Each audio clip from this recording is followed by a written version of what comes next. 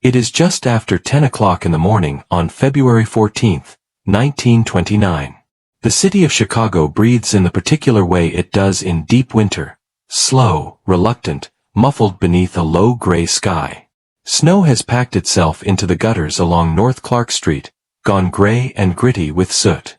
The air tastes of coal smoke and something colder underneath, something that has no name. A man pulling his collar up against the wind would not glance twice at the building on the south side of the block. A garage. SMC Cartage Company. Brick. Unremarkable.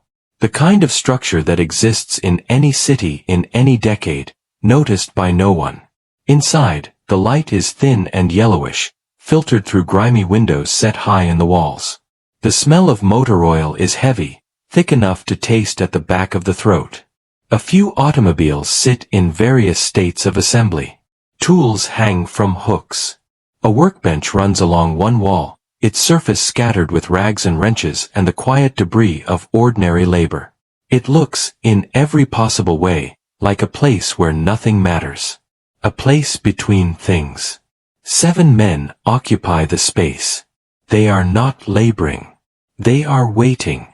The sound their boots make on the concrete floor, that restless scrape and shuffle, is the loudest thing in the building. One man leans against the brick wall, arms folded, jaw working slowly on something. Another sits on a wooden crate, hands loose between his knees. A third stands near the rear of the garage, looking at nothing in particular, the way men look at things when they are thinking about something else entirely. The 7th man is the farthest from the door. He is the one who will survive. None of them hear the cars until the cars are already there. And then the sound changes. Footsteps on the sidewalk outside. More than one set. Purposeful. The crunch of shoes against compacted snow. Then voices, low and clipped, exchanging something brief and authoritative.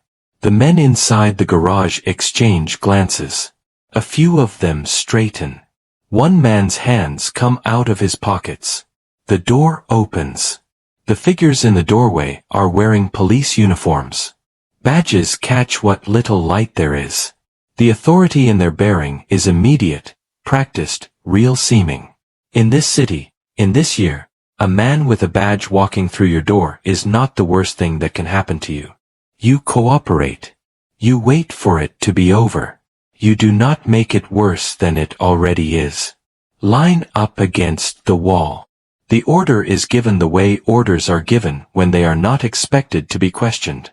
The men in the garage move. They move the way men move when they have been in situations like this before. Unhurried, resigned, performing a kind of compliance that is also a form of self-preservation. They move toward the wall. Something is wrong. It is not a thought yet. It is a feeling, a change in pressure, like the air just before a storm breaks. One of the men begins to turn his head. Another shifts his weight. The moment stretches, bends, becomes something larger than itself. And then, the sound is unlike anything you have heard before. Even if you have heard it before, it is unlike anything you have heard before. Gunfire. Not one shot. Not two. The sustained mechanical roar of automatic weapons inside a confined brick space. The sound of it does not end, it just keeps coming, keeps breaking, keeps tearing the air apart, until abruptly, silence. What just happened inside that garage on North Clark Street will be reported in every newspaper in America within hours. It will be discussed in Congress. It will become the most infamous act of gangland violence in the history of the United States. It will haunt this city for the rest of the century. But to understand what happened, to truly understand it, you have to go back. Much further back. To a city that made men like the ones now lying on that garage floor. To a country that handed them the world they lived in, one bad law at a time. America did not simply fall into prohibition. It chose it. On January 17, 1920, the 18th Amendment to the Constitution took effect across the country, banning the manufacture, transport, and sale of alcoholic beverages. It was, in theory, a moral reform. It was, in practice, an economic opportunity so vast that it defied measurement. Chicago understood this faster than almost any other American city. Chicago in the early 1920s was not merely a city.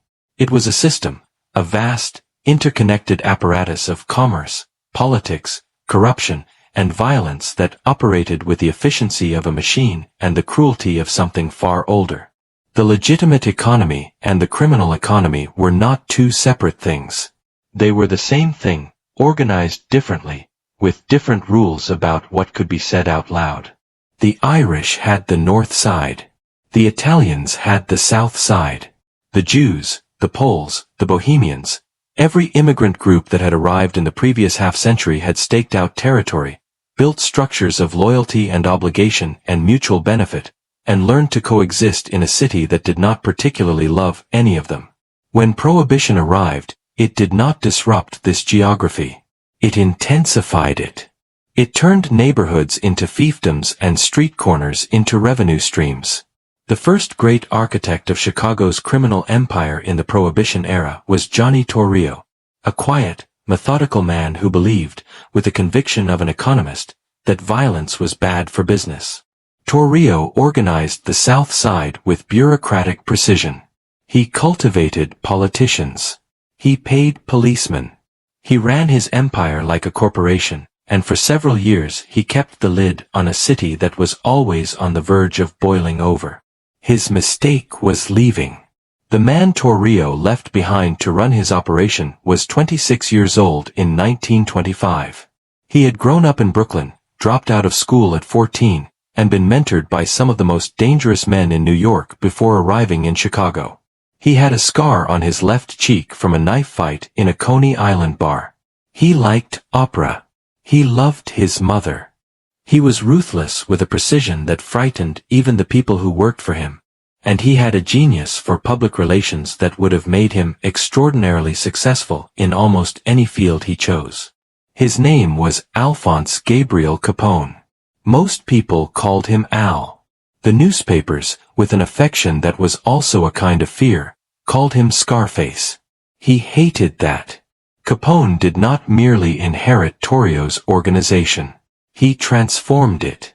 Under his leadership, the South Side outfit became something more sophisticated than any gang had been before, a vertically integrated criminal enterprise that controlled breweries, distilleries, distribution networks, speakeasies, gambling houses, brothels, and the political machinery of several Chicago suburbs. He spent money on protection with the calculation of a man who understood that every dollar paid to a corrupt official was an investment in stability. He was, by most estimates, making $70 to $100 million a year. The North Side looked at all of this and was not impressed. Dion O'Banion was everything Capone was not. Irish, Catholic in the devout Old World way, possessed of a charm so immediate and so complete that it seemed almost dangerous, and pathologically incapable of the diplomatic arrangements that Torrio had built his empire on. O'Banion ran flowers by day and bootleg whiskey by night, and he did both with the same cheerful disregard for consequences. He insulted Torrio openly. He double-crossed Capone's associates with casual contempt. He was killed in his flower shop in November 1924, shot dead among the chrysanthemums by men everyone in Chicago knew were working for Torrio and Capone. The North Side did not forget. After O'Banion, the North Side passed through several hands in quick succession.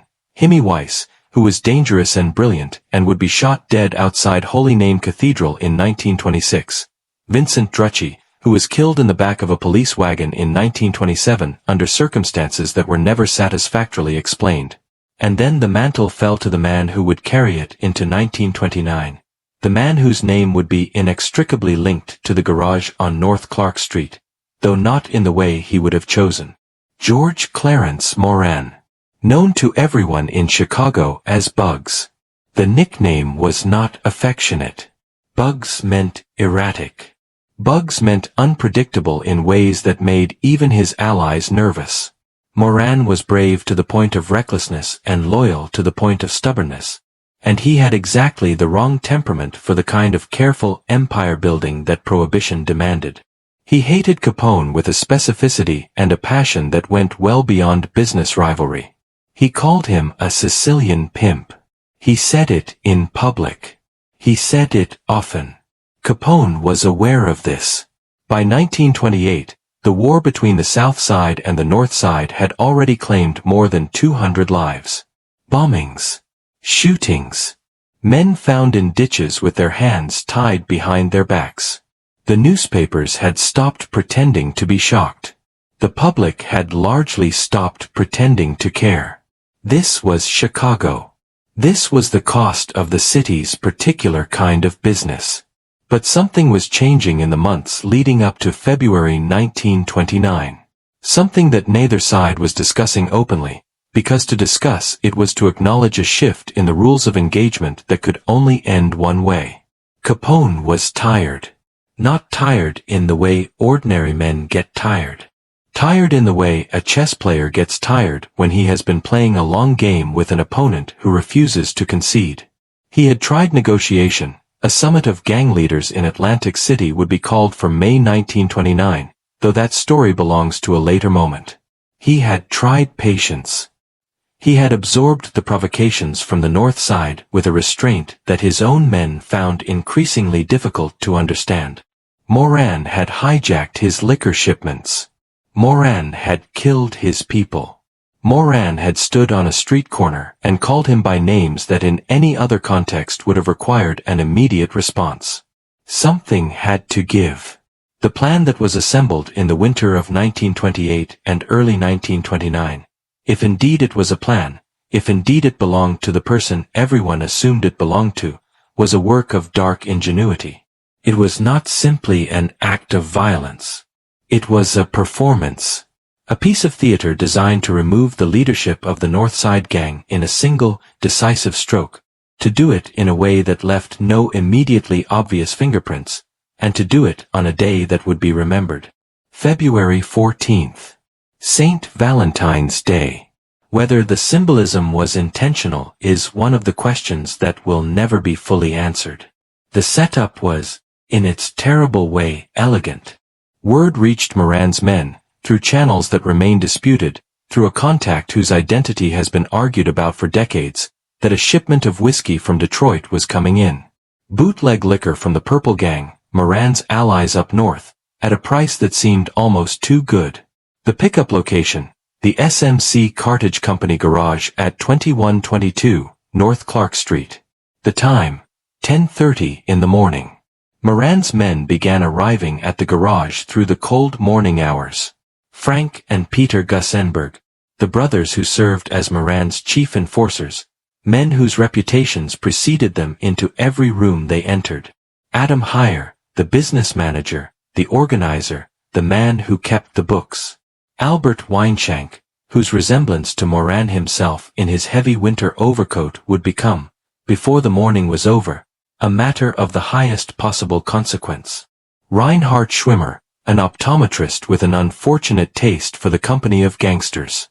John May, a mechanic, the only man in the garage that day whose connection to organized crime was purely circumstantial, purely transactional.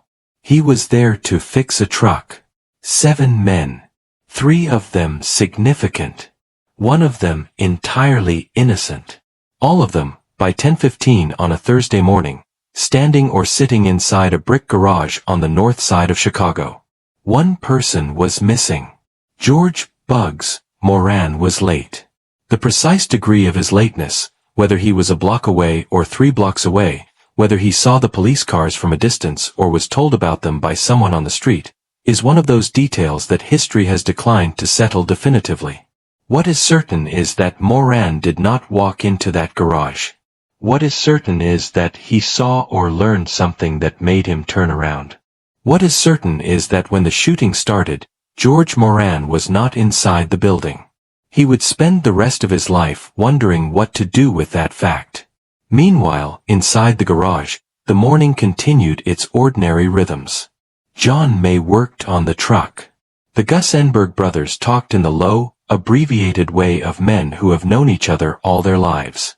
Someone smoked. The cold came in under the door in thin invisible currents. And then the cars arrived.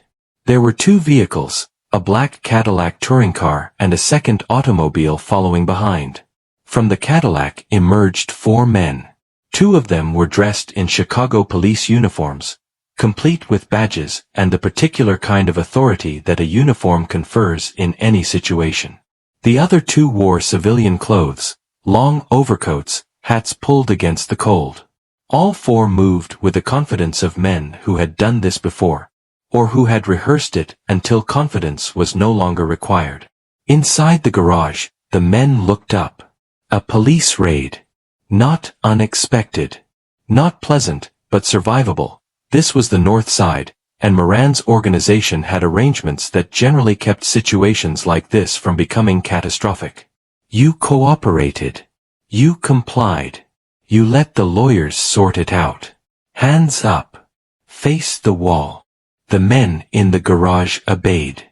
They had obeyed commands like this before. They understood the geometry of the situation. Their backs to the men with the guns, their faces toward the brick, their hands visible, their survival dependent on behaving correctly for the next few minutes. One of the men in uniform produced a Thompson submachine gun. The other drew a sawn-off shotgun. The men in civilian clothes also raised weapons.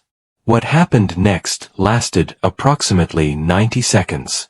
The coroner's report would later note that 157 rounds were fired inside the garage on the morning of February 14, 1929.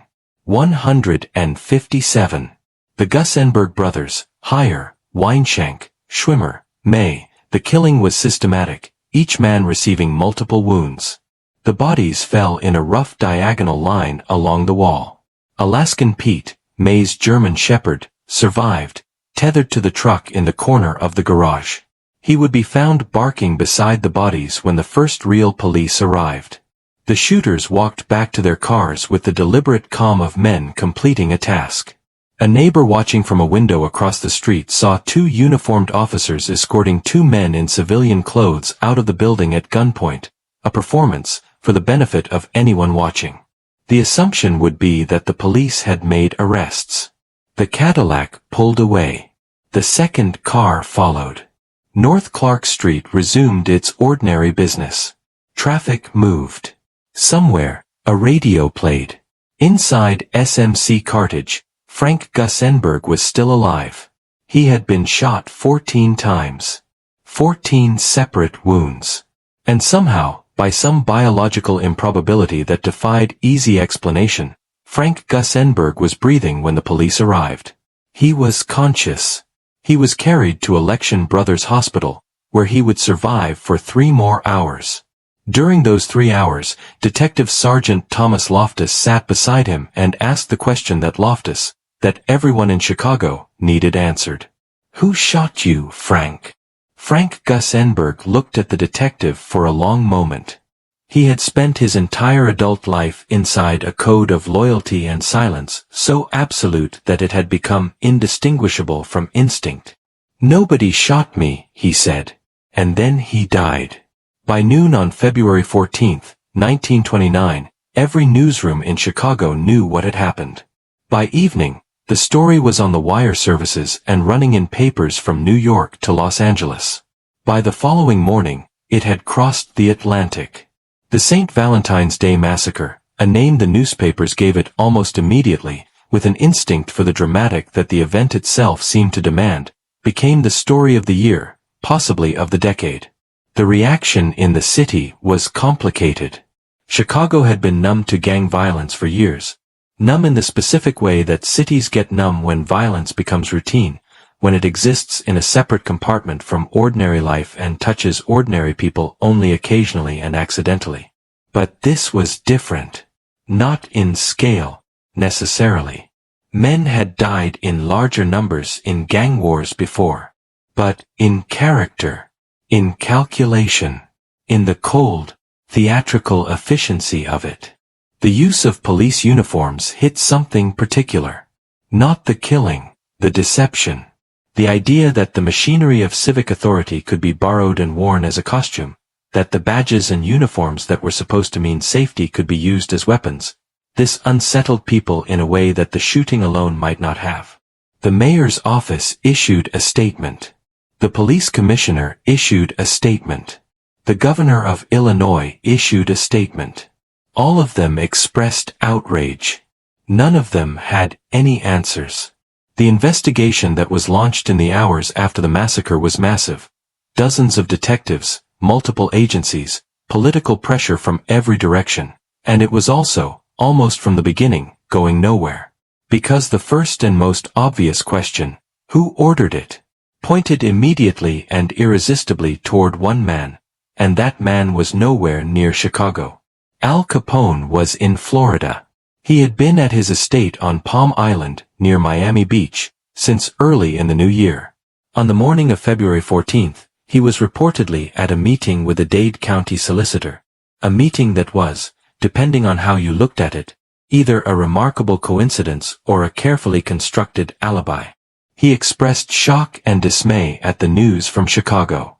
He made himself available to investigators, within the limits of what was legally required. He said, with an air of injured innocence that was either genuine or one of the great performances of the era, that he was sorry to see his city come to this. Nobody believed him. But belief and proof are different things, and in this case, as in so many cases involving Al Capone, the distance between them was enormous. The investigation turned, almost immediately, to an absurdity, a frantic search for something that might not exist, a direct connection between Capone's organization and the men who had walked into the garage on North Clark Street. Witnesses were questioned and request iron. The Cadillac was found, abandoned in a North Side garage, stripped of usable evidence. The police uniforms were never recovered. The shooters were never definitively identified. Several names surfaced and were discussed and were never confirmed.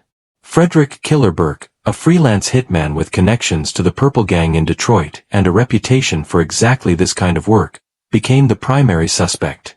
His Thompson submachine gun was later linked ballistically to the massacre after he shot a police officer in St. Joseph, Michigan in December 1929. But Burke was never charged with the massacre. He died in prison in 1940, convicted of the Michigan murder, having never confessed to anything that happened in Chicago. The men who planned it, whoever they were, had been careful in ways that suggested professional experience.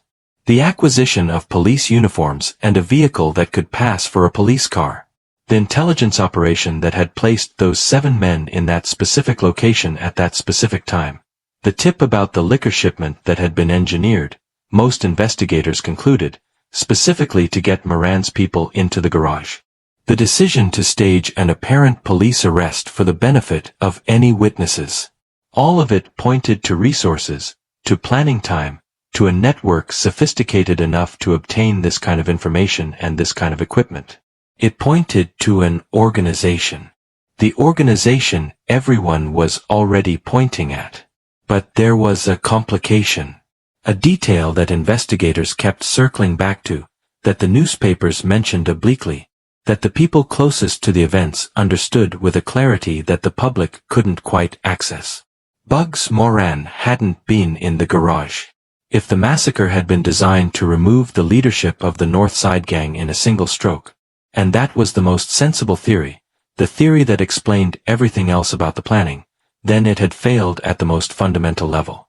The man it was meant to kill had been late, had seen something or heard something, or had been warned by someone, had turned around and walked away while his lieutenants walked to their deaths. Who warned him?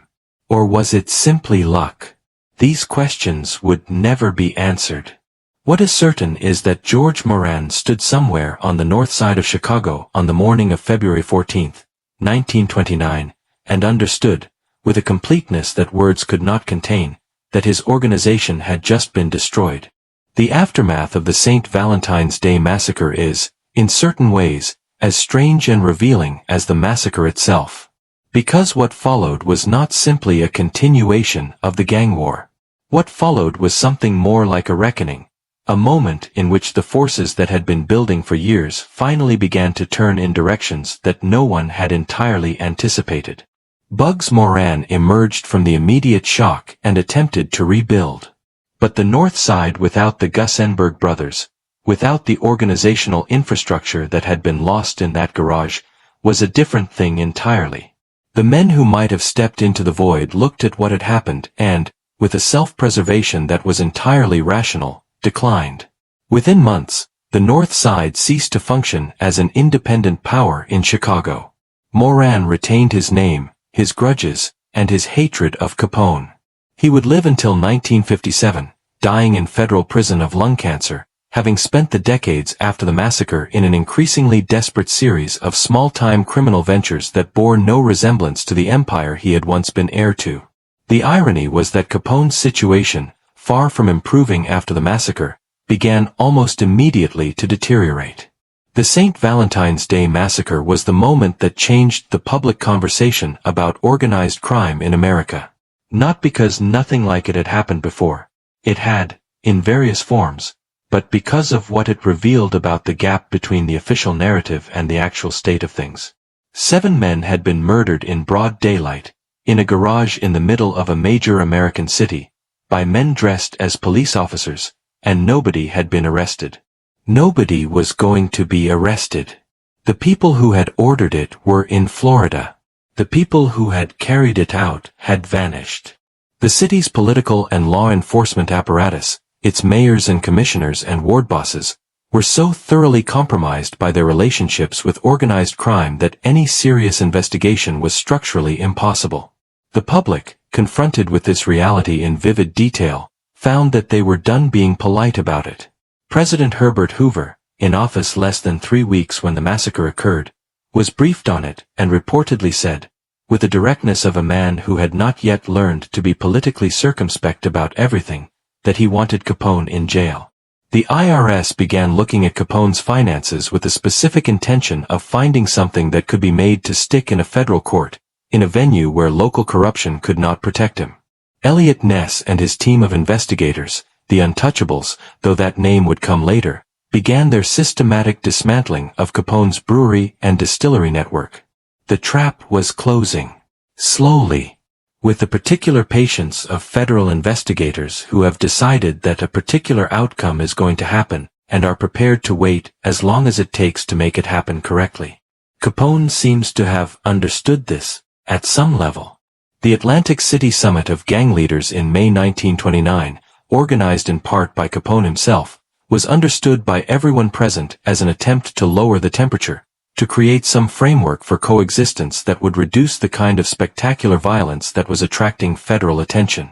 Capone walked out of that summit and immediately had himself arrested on a concealed weapons charge in Philadelphia, a charge that carried a 1-year sentence but that also provided him with the protection of a prison cell during what was becoming an increasingly dangerous period on the outside.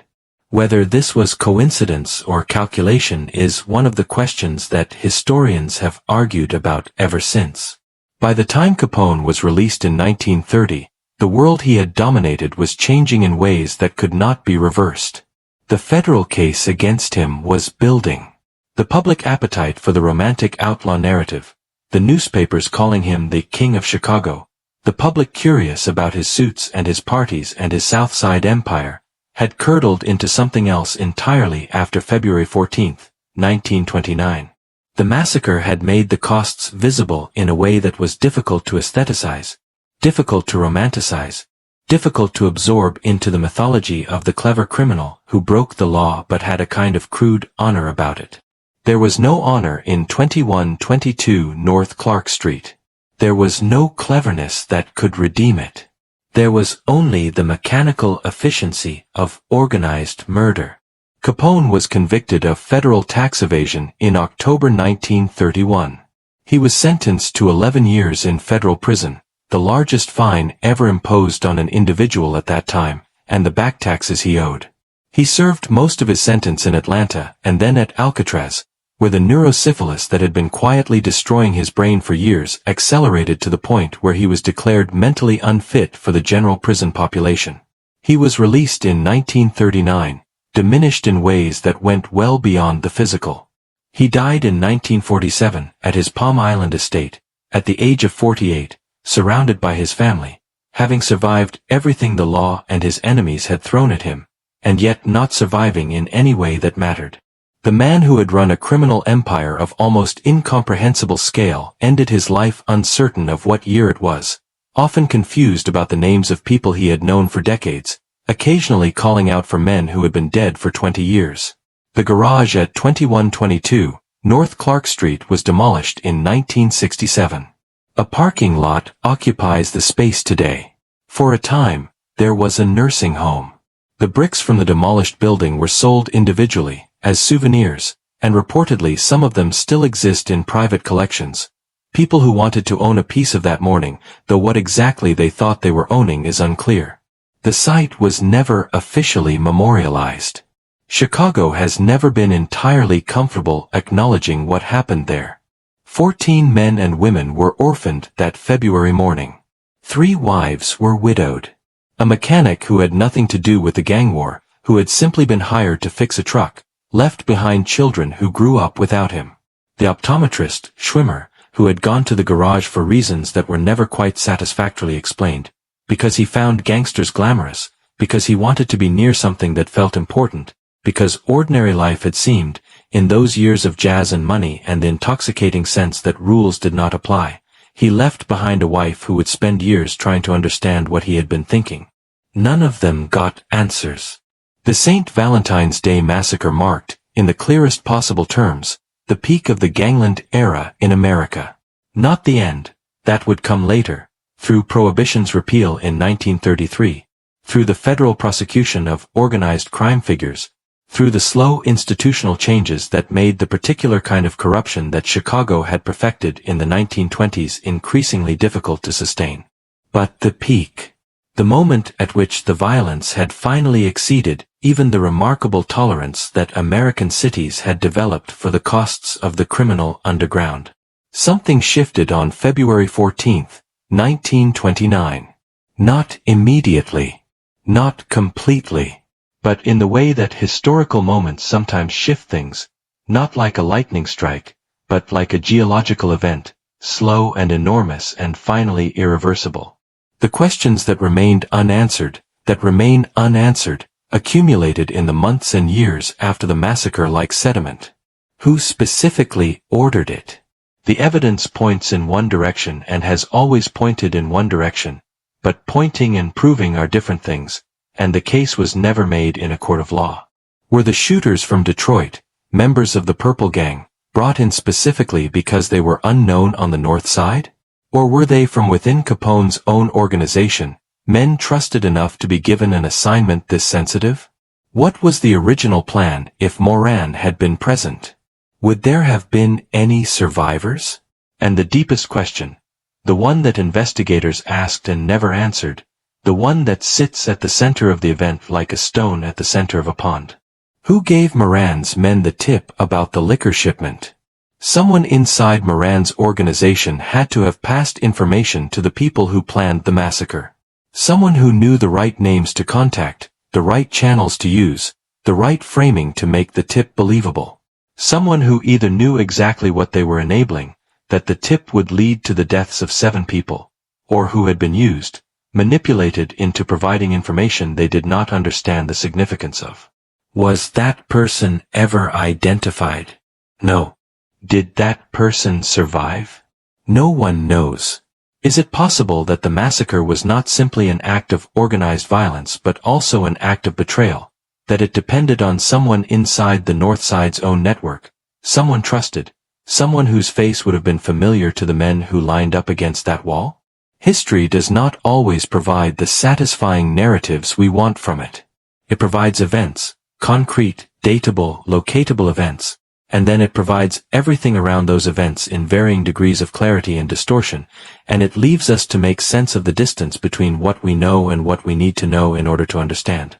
What happened in that garage on the morning of February 14, 1929 was not a mystery in the conventional sense. The broad outlines were always clear. The motivation was clear. The beneficiary, however temporarily, was clear. But the specific truths, the names, the precise chain of command, the exact sequence of decisions that led 4 men to walk through that door with guns, those specific truths were buried, deliberately and permanently, by the people who possessed them. The men who died in the garage were not, for the most part, innocent men. They had chosen their lives and the risks that came with those lives. Frank Gussenberg had killed people. His brother Peter had killed people. They had operated in a world where violence was currency and death was an occupational hazard. They understood this. They had always understood this. And yet there is something in the specific manner of their deaths that resists easy categorization. The lining up against the wall. The execution posture. The 157 rounds. The dog barking in the empty garage after the cars had pulled away. John May, the mechanic, who had nothing to do with any of it, who had simply been in the wrong place at the wrong time, who had been hired to fix a truck, and had no idea what kind of truck it was or whose garage he was standing in when the door opened. The dog lived. For whatever that is worth. February 14th, 1929 was a Thursday.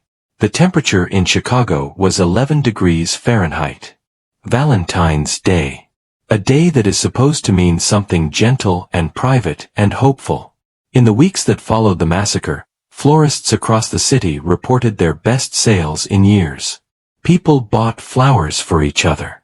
Couples went to restaurants that were connected to the same criminal distribution networks that had supplied the men in the garage. The city moved on in the way that cities move on, because movement is what cities do, because the alternative is to stop and look at what you have built and understand it, and that is a different kind of courage altogether. Al Capone lived another 18 years after the massacre. George Moran lived another 28.